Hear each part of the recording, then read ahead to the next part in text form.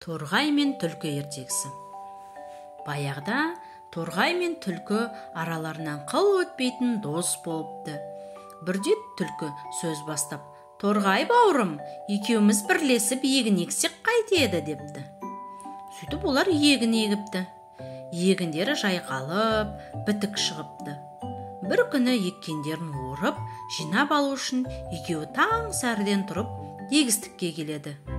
"Торғай бауырым", дейді түлкі, "сен астықты ора бер, ал мен сонау төбеге шығып, аспанды тіреп ұстап тұрайын. Әйтпесе төбемізге құлап кетіп жүрер.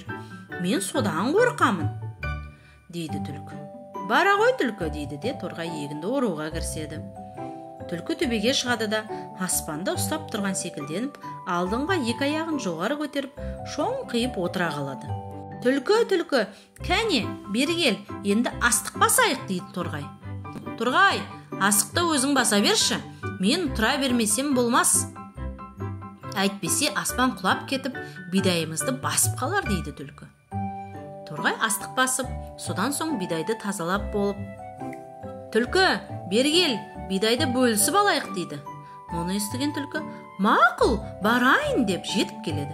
Ол келе шелекті алып, "Міне, саған бір шелек, ал маған екі шелек. Өйткені менің атқарған жұмысым әлде қайда ауыр ғой. Мен аспанды тіреп ұстап тұрдым", дейді. Торғай үн қатпайды. Өзінің еншісіне тиген бидайды алады да, бас ауған жаққа кете барады. Жолда оған бір ит жолығып, "Сен неге көңілсізсің?" деп сұрайды. Торғай өзінің түлкіден көрген қорлығын айтып береді. "Жатып шер жалқау қудың мына қылығына қатты ыза болған ит.